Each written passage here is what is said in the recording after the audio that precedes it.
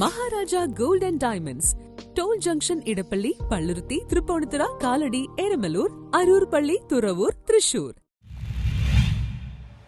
സംസ്ഥാനത്തെ home stay സംരംഭകരെ ഉൾപ്പെടുത്തി football team രൂപീകരിച്ചു. കേരളത്തിലെ എല്ലാ ജില്ലകളിൽ നിന്നുള്ള ഹോം സ്റ്റേ സംരംഭകരെ ഉൾപ്പെടുത്തിക്കൊണ്ടുള്ള ഫുട്ബോൾ ടീം രൂപീകരിച്ചു. ആദ്യമായാണ് ഇങ്ങനെ ഒരു ടീമിനെ വാർത്തെടുക്കുന്നത്. കൊച്ചിയിൽ ഇതിന്റെ പരിശീലന ക്യാമ്പ് കൊച്ചി നഗരസഭ പ്രതിപക്ഷ നേതാവ് ഡോക്ടർ ആന്റണി കുഴിത്തറ നിർവഹിച്ചു. എന്നിരുന്നാൽ തന്നെ ഹോം സ്റ്റേ അസോസിയേഷൻസ് ആഡ്സ് ഈ സംരംഭം TPC ഈ ഗ്രൗണ്ടിൽ കളിച്ചെന്ന് വെച്ചാണ്. TPC ഗ്രൗണ്ടിൽ നിന്ന് വിട്ടുപോയി. ഇവിടുത്തെ ഗ്രൗണ്ടിൻ്റെ ശോചനാവസ്ഥ കാരണം വിട്ടുപോയി. TPCനെ നമുക്ക് തിരിച്ച് ഇവിടെ തന്നെ കൊണ്ടുവരണം.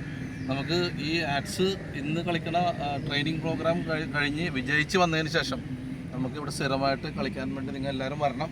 വേണ്ടി ഇത് ഒരു ചെറിയൊരു നമ്മുടെ ഒരു കൂട്ടായ്മയാണ്. ആ കൂട്ടായ്മ എന്നും നിലനിർത്തിപ്പോനുള്ള ഒരു സ്ഥിതിയിലേക്ക് നമുക്ക് കൊണ്ടുപോകണം. ഹാസ് director MP Sivadathan, Santhosh Tom, team captain Sam Antonio, Jaison Mathew, Philip D'Souza, David Lawrence, Surendran എന്നിവർ സംസാരിച്ചു. കൊച്ചിയിൽ ടൂറിസം പ്രൊഫഷണൽ ക്ലബ്ബ് ജൂലൈയിൽ സംഘടിപ്പിക്കുന്ന മഴക്കാല ഫുട്ബോൾ മത്സരത്തിൽ ടീം ആദ്യമായി പങ്കെടുക്കും. Kerala home stay and tourism society കേരളത്തിലെ ഹോം സ്റ്റേ സംരംഭകരുടെ ഒരു കൂട്ടായ്മയാണ്. നമ്മളിപ്പോൾ ഈ വരുന്ന ഓഗസ്റ്റ് മാസം നടക്കാവുന്ന ഷൂട്ട് ദ റെയിൻ എന്ന് പറയുന്ന